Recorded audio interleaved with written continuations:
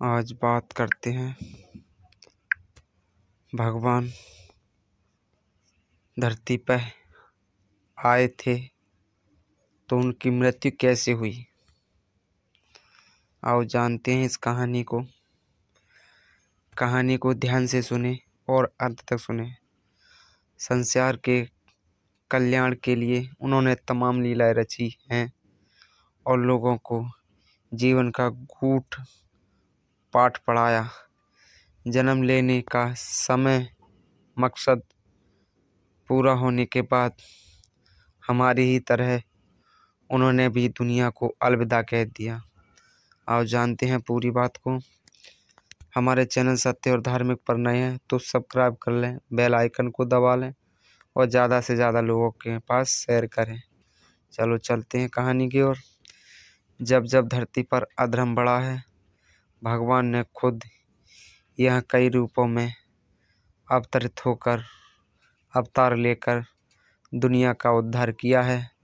संसार के कल्याण के लिए उन्होंने तमाम तरह तरह की लीलाएं रची और लोगों को जीवन का पाठ पढ़ाया। जन्म लेने का मकसद पूरा होने के बाद हमारी ही तरह उन्होंने भी दुनिया को अलविदा कह दिया। मनुष्य रूप में जन्म लेने के कारण ईश्वर को भी धरती से वापस जाना पड़ा। हम इसलिए उन्हें पूजते हैं क्योंकि उनके जीवन की हर घटना हमारे पूरे अस्तित्व को बदल सकती है। हम उनकी लीलाएं से बहुत कुछ सीख सकते हैं।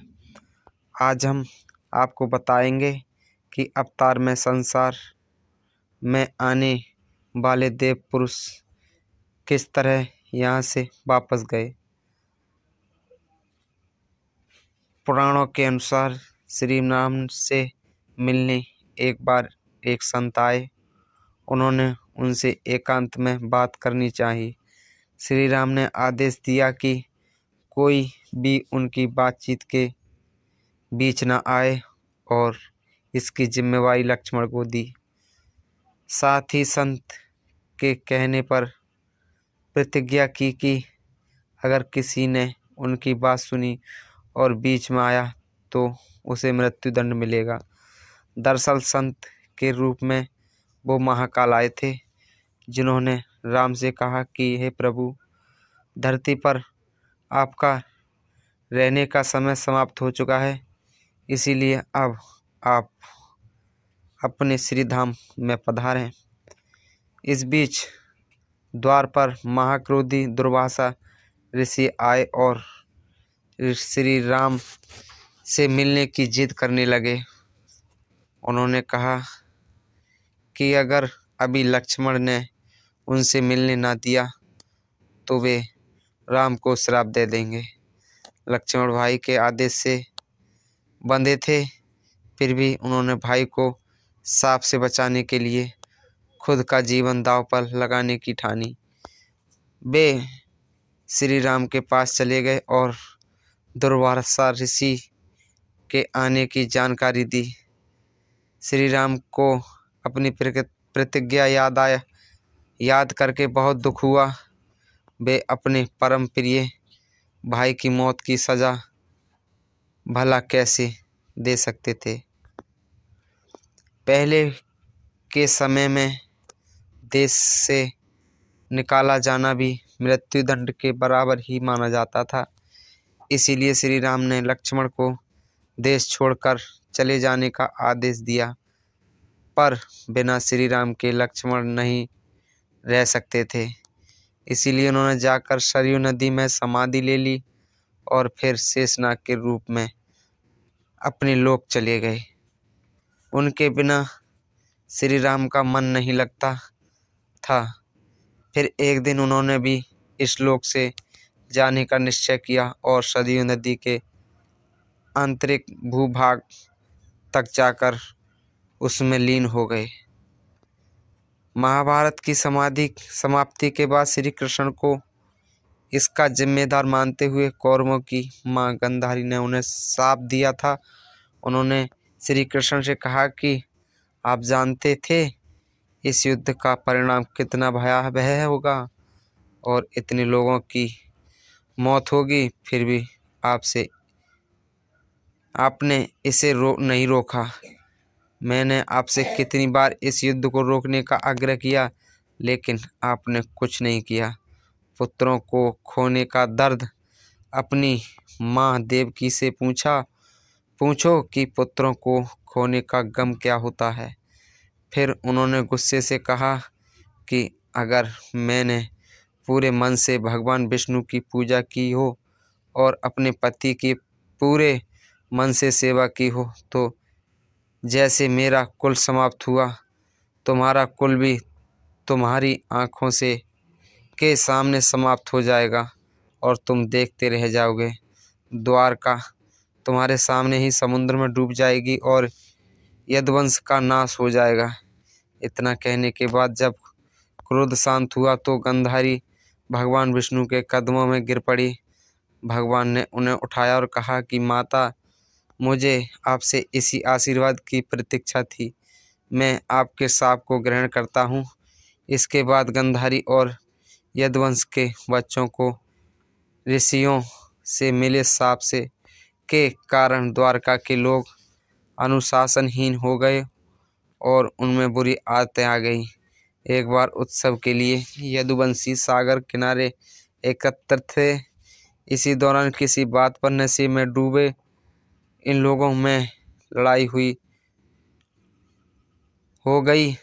इसके बाद वहाँ उंगी एरका नामक घास से लोग एक दूसरे पर प्रहार करने लगे। वो घास सांप के प्रभाव के कारण मूसल बन जाती और इन लोगों की मृत्यु हो जाती। इस तरह नष्ट हुए वंश के बाद श्री कृष्ण एक बार जंगल में एक पेड़ के नीचे विश्राम कर रहे थे। तभी एक तीर आकर उनके तलवे में लगा। बहेलिया ने शिकार समझकर तीर मारा था। उसने बहुत माफ़ी मांगी, लेकिन श्री कृष्ण को तो इसी बहाने अपने धाम जाना था और वे चले गए।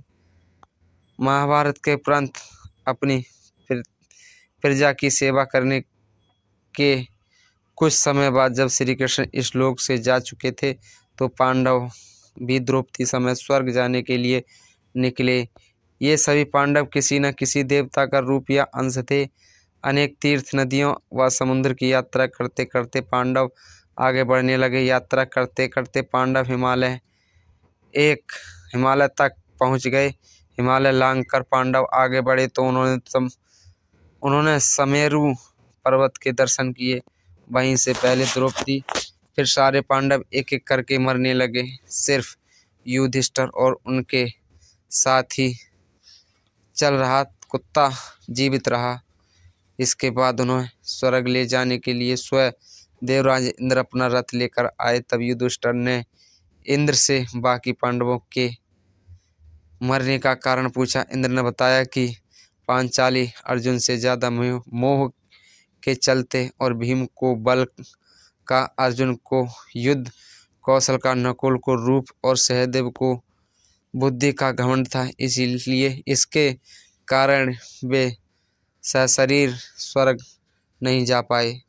इन तथ्यों को जानने के बाद एक बात तो साफ है कि ये दुनिया नश्वर है और यहाँ जन्मे हर जीव पर एक ही नियम लागू होता है, जो आया है उसे जाना ही होगा, चाहे इंसान हो या भगवान। इस बात का तो पता चल ही गया आपको कि संसार में परमात्मा ना भगवान ईश्वर जन्म लेकर आते हैं तो उनकी मृत्यु भी अवश्य होती है। वो अपनी लीला रचते हैं, लोगों को एक रास्ता दिखा जाते हैं और वापस परम धाम चले जाते हैं। धरती पर उनका अंश रहता है, उनकी शक्तियाँ हर वक्त विराजमान रहती हैं, लेकिन जब साकार में आते हैं तो नई नई लीलाएं लेकर आते हैं और अपना नाम और अपनी एक धार्मिक लीला को छोड़कर जाते हैं, जिससे लोगों का भला हो। उम्मीद करते हैं ये कहानी आपको पसंद आएगी और हमारे चैनल सत्यदा